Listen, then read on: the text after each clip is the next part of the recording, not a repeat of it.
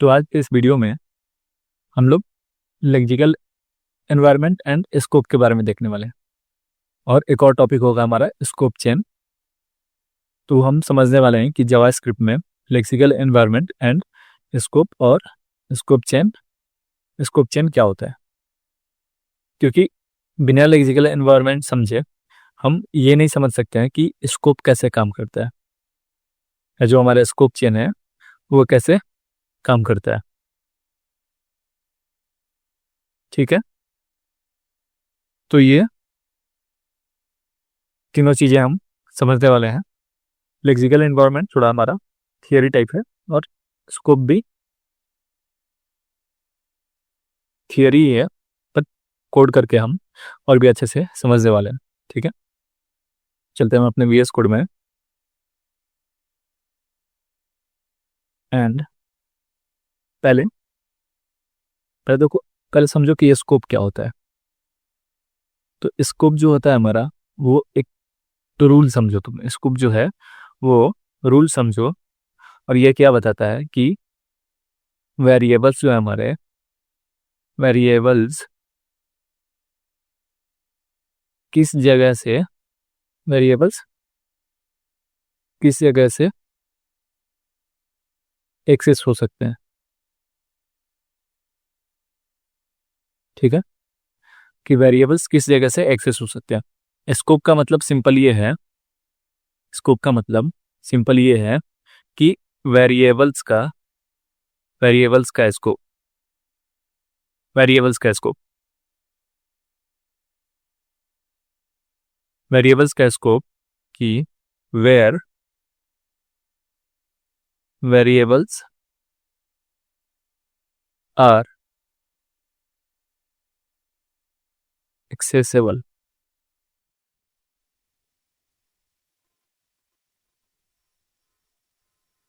Where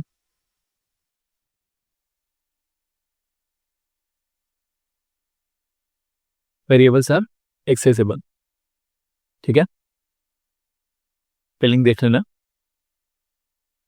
scope क्या होता है कि स्कोप हमारा बताता है कि वेरिएबल हमारा कहाँ पे क्या है,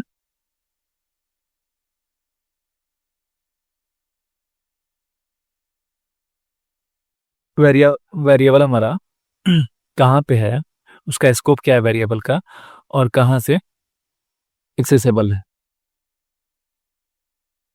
ठीक है, तो एक ये रूल होता है। क्या होता है कि ये रूल होता है। और लेक्सिकल एनवायरनमेंट क्या होता है,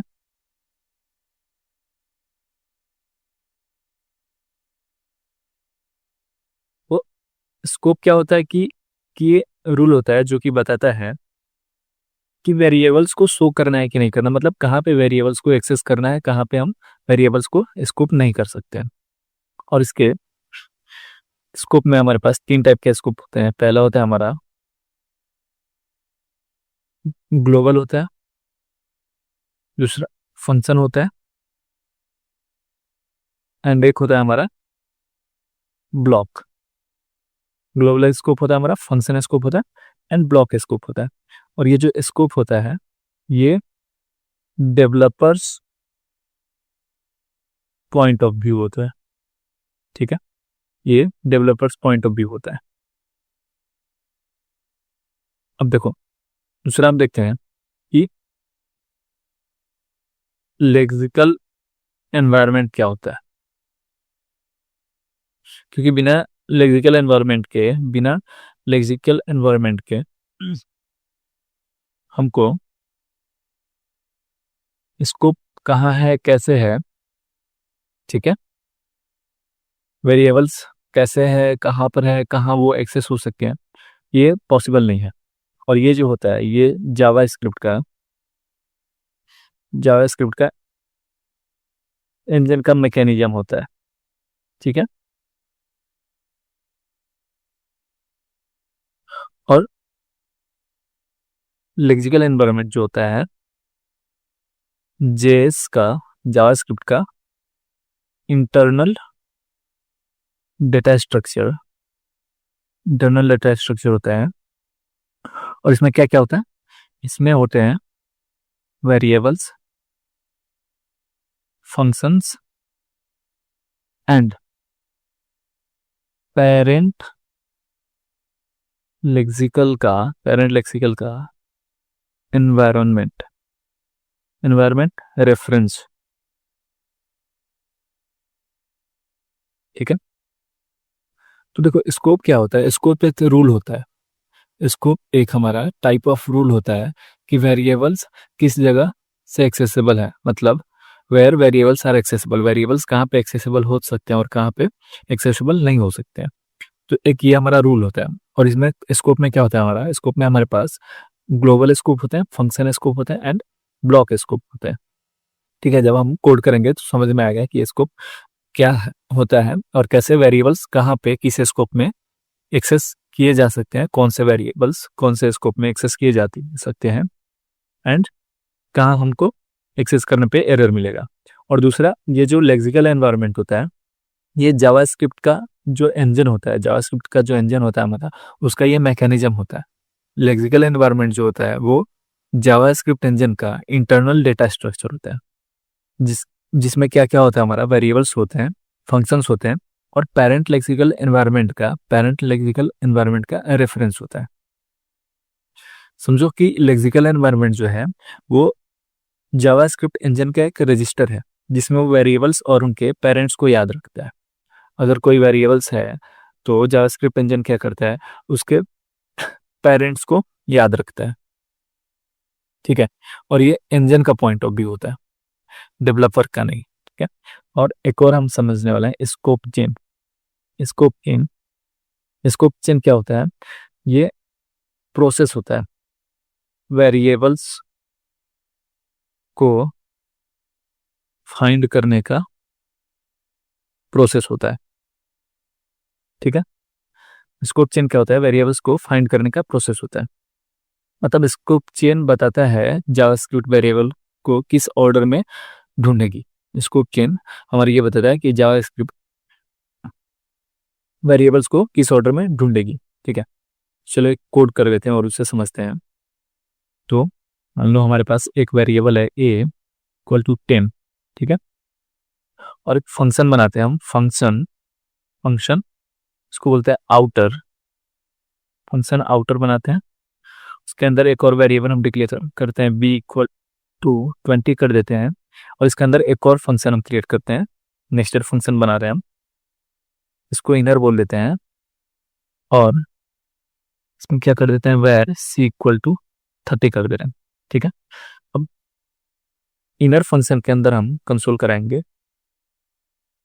तीनों चीजों को, a को भी, b को भी एंड c को भी। ठीक है, और आउटर फंक्शन में हम कॉल करेंगे अपने इनर फंक्शन को, एंड फिर इस आउटर फंक्शन से बाहर आकर के हम कॉल कर देंगे आउटर फंक्शन को। ठीक है,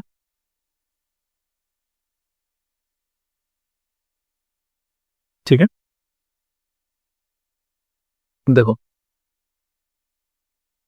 कंसोल में चलते हैं और देखते हैं क्या आ रहा है हमारा कंसोल में। कंसोल का है, देखो कंसोल में देखोगे तो हमारे पास 10 भी आ रहा है, 20 भी आ रहा है, 30 भी आ रहा है। 10 20 30 मतलब ए बी सी हमारा सब आ रहा है। और ए को हमने डिफाइन किया था फंक्शन के बाहर, और बी को हमने डिफाइन किया था आउटर फंक्शन में, एंड सी को हमने डिफाइन किया इनर फंक्शन में।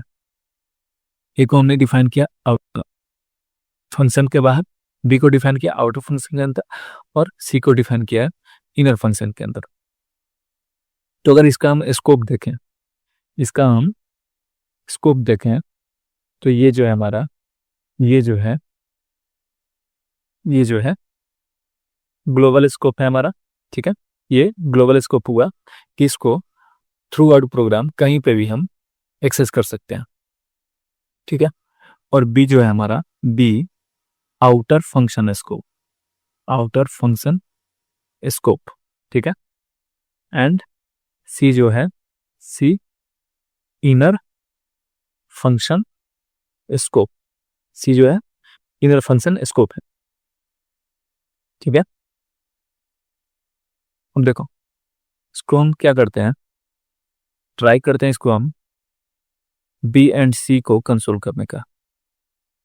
कंसोल लॉग, पहले एक बार बी को हम एक्सेस कर के देखते हैं कि क्या होता है। कंसोल में चले, देखो एरर आ गया हमारा, reference error B is not defined. ये बोल रहा है कि reference error B is not defined. क्यों बी डिफाइंड नहीं है? क्योंकि बी जो है हमारा, बी का जो स्कोप है, स्कोप समझो कि करली ब्रेसेस कहाँ पे ओपन हुआ। करली ब्रेसेस हमारा ओपन हो रहा है लाइन नंबर 14 पे और ये क्लोज हो रहा है लाइन नंबर 21 पे। तो बी को हमने डिफाइन किया है लाइन नंबर 14 से लाइन नंबर 21 के बीच में। तो इस बी को हम इसी के अंदर एक्सेस कर सकते हैं। बी जो है हमारा वो फंक्शन स्कोप हो चुका है। बी का जो स्कोप है, स्कोप मतलब एक्सेस कहाँ पे हम कर सकते हैं, कहाँ पे नहीं कर सकते हैं। तो बी को हम बस ये आउटर फंक्शन में ही हम एक्सेस कर सकते हैं। अब बी को हमने इनर फंक्शन में एक्सेस कर लिया। क्यों एक्सेस कर लिया?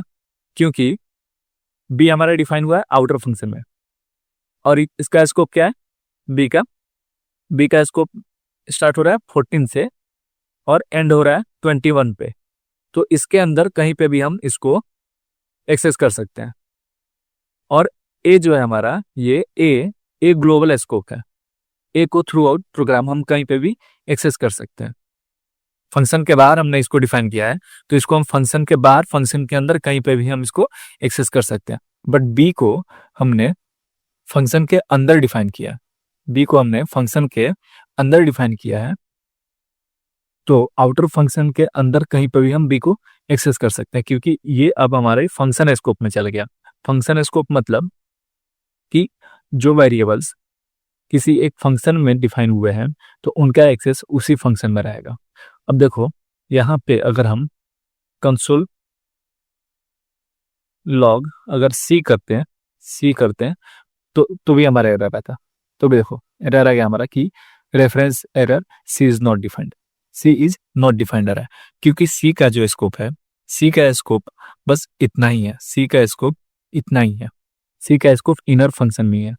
सी जो है फंक्शन स्कोप है और वो इनर फंक्शन में, इनर फंक्शन स्कोप में है वो।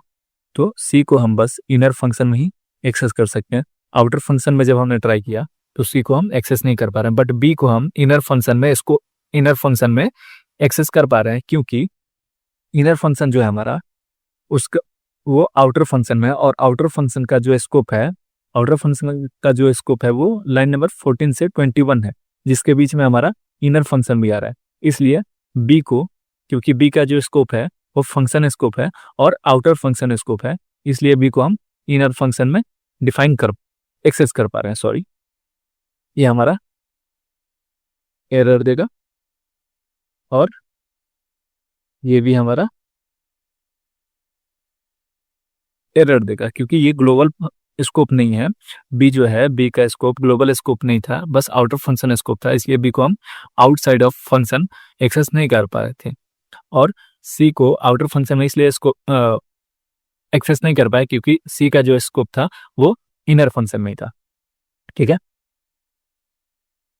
अब देखो ये लेक्सिकल एनवायरनमेंट क्या करता है। ठीक है,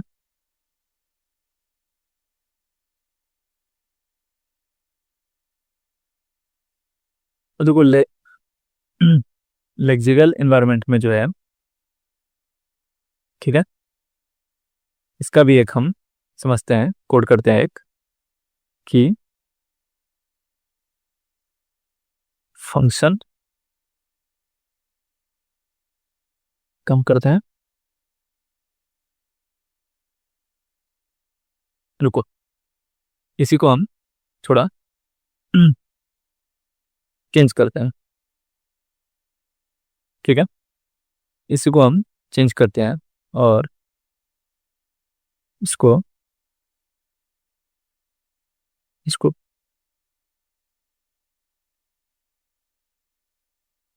को कमेंट कर देते हैं और यहाँ पे हम बी को एक्सेस करते हैं बस। ठीक है, यहाँ पे हम बस बी को एक्सेस करते हैं।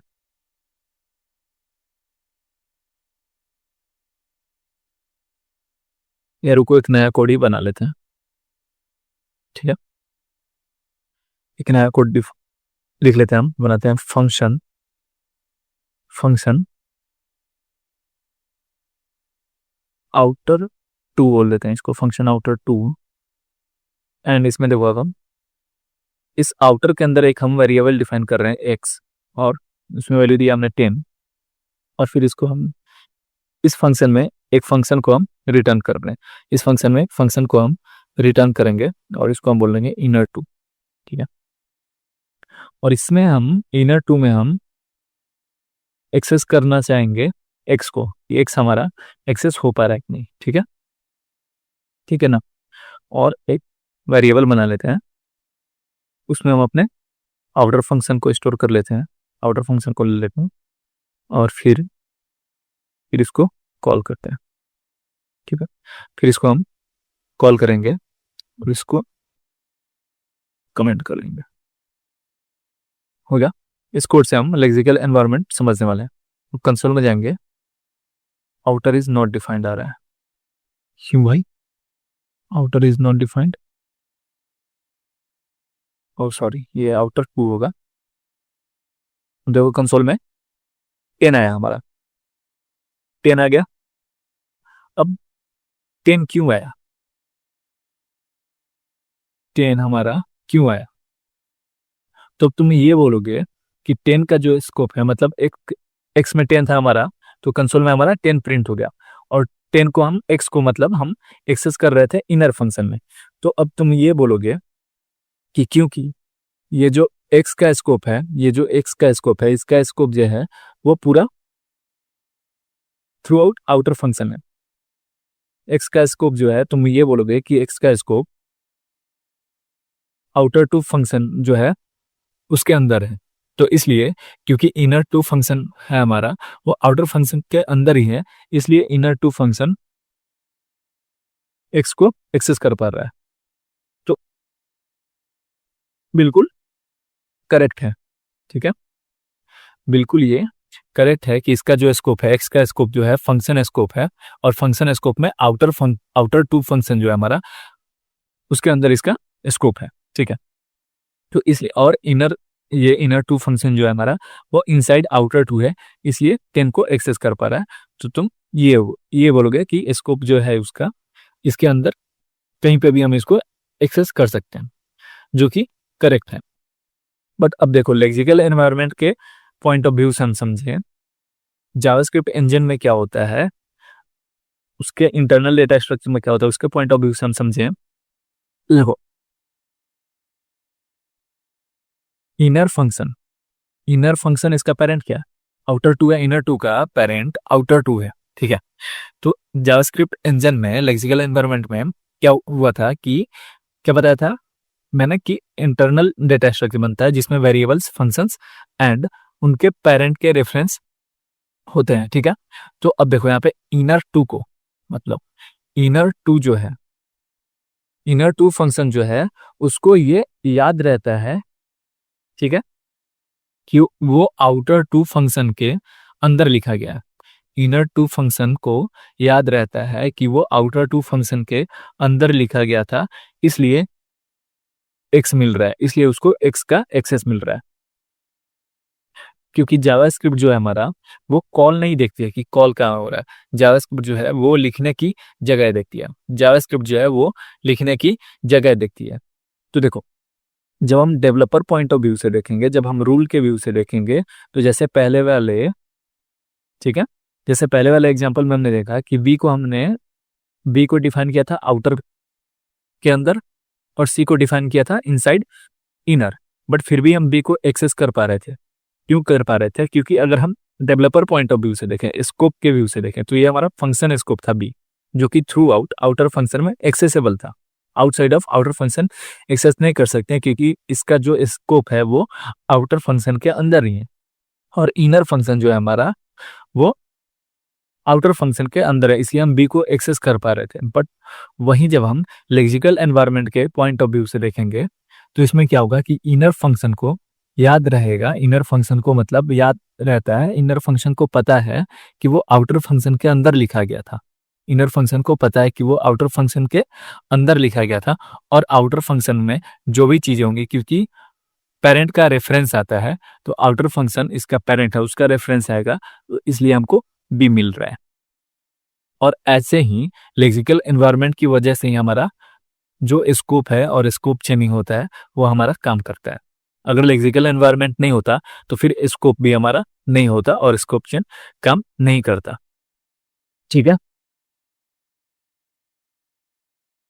तो देखो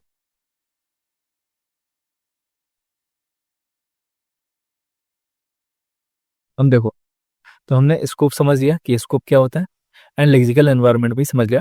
लेक्सिकल एनवायरनमेंट थोड़ा सा लिटिल बिट ट्रिकी है, बट लेक्सिकल एनवायरनमेंट वो जावास्क्रिप्ट इंजन का पॉइंट ऑफ व्यू है, एंड स्कोप जो है वो हमारा डेवलपर पॉइंट ऑफ व्यू है, वो हमारा एक रूल है।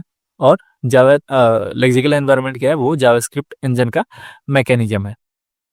ठीक है, जावास्क्रिप्ट इंजन का मैकेनिज्म है। अब देखो इसमें, जैसे अगर लेक्सिकल एनवायरनमेंट के एंगल से हम देखेंगे, लेक्सिकल एनवायरनमेंट के पॉइंट ऑफ व्यू से देखेंगे, तो ये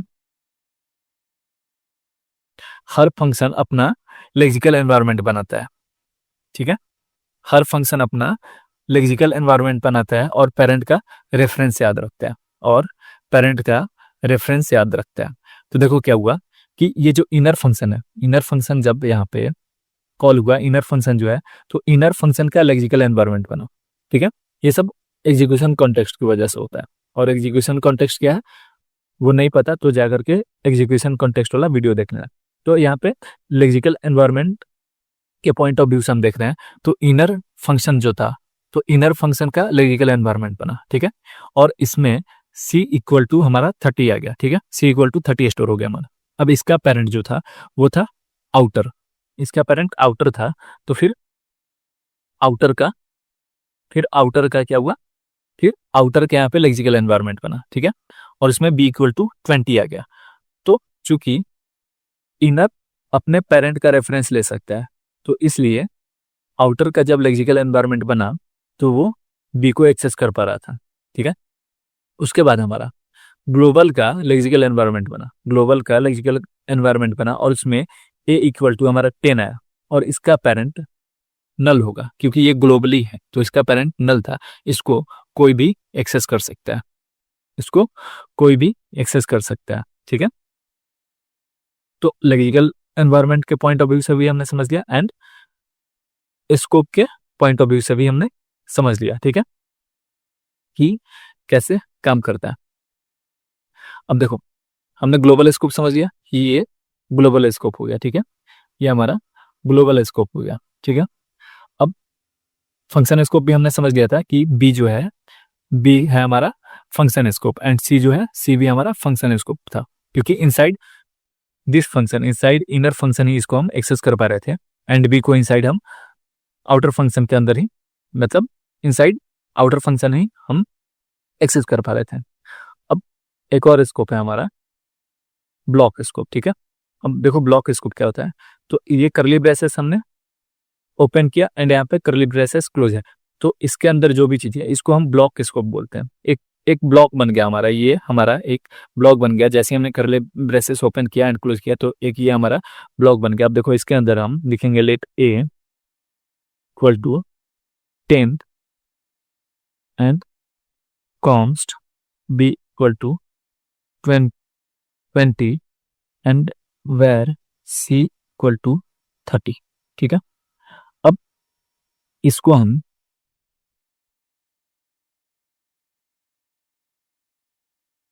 एक्सेस करने का ट्राई करते हैं। ठीक है, इसको क्या करते हैं, हम एक्सेस करने का ट्राई करते हैं। ठीक है, सबसे पहले हम कंसोल ए को कंसोल करा कर देखेंगे, ए को कंसोल कराएंगे, और कंसोल में चलो, तो एरर आ रहा है हमारा, बोल रहा है कि ए इज नॉट डिफाइंड। ठीक है, चलो कोई बात नहीं, ए पे एरर आ गया हमारा। अब बी को हम करके देखते हैं, बी पे क्या होता है। बी बी का भी वही आ रहा है, B is not defined. B B जी भी जब हमने कंसोल किया तो बी में भी एरर आ रहा है कि बी इज नॉट डिफाइंड। ठीक है, तो अब सी को हम ट्राई करते हैं। 30। सी को जैसे ही हमने सी को जैसे ही हमने क्या किया, सी को जैसे ही कंसोल किया तो हमारा 30 आ गया, बट ए के लिए एरर आ रहा था एंड बी के लिए एरर आ रहा था। और अब हम अगर स्कोप के पॉइंट ऑफ व्यू से समझेंगे तो हमारे माइंड में ये आएगा कि क्योंकि ये जो ए बी ये जो डिफाइन हुआ है, ए और बी जो डिफाइन हुआ है वो इस ब्लॉक में डिफाइन हुआ है, इस ब्लॉक में डिफाइन हुआ है 36 to 40 के अंदर। लाइन नंबर जो 36 है हमारा एंड 40 है उसके अंदर डिफाइन हुआ है। तो इसका स्कोप जो है, इसको एक्सेस करने का इसका जो वेरिएबल स्कोप है वो इसके अंदर ही है। तो इसलिए हम ट्राई कर रहे हैं आउटसाइड ऑफ स्कोप एक्सेस करने का, तो इसलिए हमारा ए एंड बी में एरर आ रहा है। बट फिर हमने देखा कि सी में तो हमारा एरर नहीं आ रहा, सी में हमारा एरर नहीं आ रहा, क्योंकि यहाँ पे एक डिफरेंस होता है कि अगर किसी वेरिएबल को हमने वेर से डिफाइन किया है तो उसका ग्लोबल स्कोप बन जाता है। किसी वेरिएबल को हमने अगर वेर से डिफाइन किया है तो वो ग्लोबल स्कोप बन जाता है उसका, ठीक है। उसका जो है लेक्सिकल एनवायरनमेंट में उसका जो स्कोप बनता है वो ग्लोबल स्कोप बन जाता है। बट लेट एंड कॉन्स्ट के साथ क्या होता है कि वो ग्लोबल स्कोप नहीं बनाते। तो जब हमने वेरिएबल्स पढ़ा था तो ये समझा था कि हमको वेर क्यों यूज नहीं करना चाहिए। तो एक पॉइंट हमको एक और मिल गया कि वेर हमको इसलिए यूज नहीं करना चाहिए कि वेर बग क्रिएट करता है। अगर ऊपर भी वेरिएबल वेर से हमने डिफाइन किया होता कोई चीज सी ही डिफाइन किया होता, तो फिर नीचे भी जब हमने डिफाइन करिए तो क्योंकि ये सी किसी भी कहीं पे भी हमने एक ब्लॉक में लिखा है बट फिर भी ग्लोबली हम इसको एक्सेस कर पा रहे हैं, ठीक है।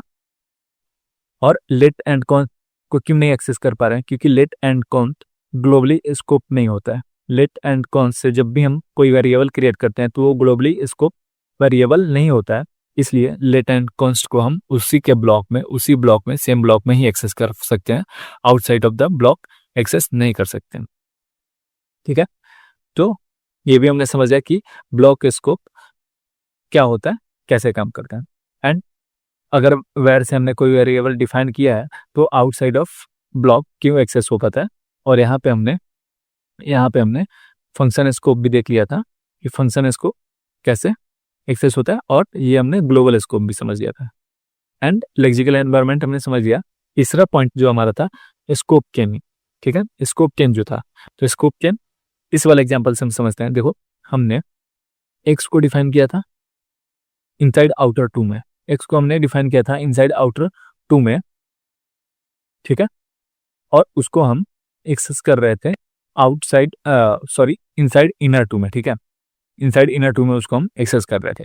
तो देखो जो स्कोप चेनिंग होती है, जो स्कोप चेन होता है, तो अब जैसे हमने इसमें कंसोल एक्स किया तो जावा स्क्रिप्ट जो है, ठीक है, सबसे पहले स्कोप चेनिंग इसमें लेक्सिकल एनवायरनमेंट की वजह से ही सारा कुछ पॉसिबल हो पाता है हमारा, ठीक है। तो अब देखो जैसे यहाँ पे हमने इनर टू में कंसोल लॉग एक्स किया तो जावा स्क्रिप्ट सबसे पहले इनर टू में एक्स को ढूंढेगा कि इनर टू में एक्स डिफाइन है या नहीं है, ठीक है। तो वो देखेगा कि इनर टू में एक्स डिफाइन नहीं है, फिर वो उसके पेरेंट के रेफरेंस को देखेगा, कि अब उसके पेरेंट में एक्स डिफाइन है कि नहीं। तो क्योंकि हमारा पेरेंट जो था आउटर टू था और उसमें एक्स हमारा डिफाइन है, तो फिर जावास्क्रिप्ट जो है वो जब फिर हमारा एक्स 10 प्रिंट होकर के आ जाएगा, ठीक है। यही अगर यहाँ पे भी आउटर टू में भी डिफाइन नहीं होता तो फिर जावास्क्रिप्ट आउटर टू के बाहर जाता, इस फंक्शन के बाहर जाता और देखता कि ग्लोबली एक्स डिफाइन है कि नहीं, ग्लोबली एक्स डिफाइन है कि नहीं, फिर उसको प्रिंट करता। वैसे हमारा स्कोप चेनिंग काम करता है। और स्कोप एंड स्कोप चेन जो है वो बिना लेक्सिकल एनवायरनमेंट के पॉसिबल नहीं है। अगर लेक्सिकल एनवायरनमेंट नहीं होता तो स्कोप एंड स्कोप चेनिंग भी पॉसिबल नहीं होता, क्योंकि यहाँ पे देखो, यहाँ पे क्या हो रहा है, रेफरेंसेस याद हो रहा है। इनर टू अपने पेरेंट का रेफरेंस याद रख रहा है कि इनर टू को पता है वो कहाँ डिक्लेयर हुआ था, ठीक है। तो उसका रेफरेंस याद रख रहा है। तो पेरेंट का रेफरेंस इनर टू के पास है, इसीलिए एक्स को एक्सेस कर पा रहे हैं हम। अगर रेफरेंस ही नहीं होता तो एक्स को हम इनर टू के अंदर भी हम एक्सेस नहीं कर पाते, ठीक है। तो आई होप कि स्कोप समझ में आ गया होगा एंड लेक्सिकल एनवायरनमेंट समझ में आ गया होगा, ठीक है। तो मिलते हैं नेक्स्ट वीडियो में, तब तक के लिए चैनल को शेयर एंड सब्सक्राइब कर दो, वीडियो को लाइक कर दो और कमेंट करके अपना फीडबैक दे सकते हो। मिलते हैं नेक्स्ट वीडियो में, तब तक के लिए सारी चीज़ें रिवाइज एक बार जरूर कर लेना, क्योंकि नेक्स्ट वीडियो में हम बहुत ही इंपॉर्टेंट टॉपिक समझने वाले हैं।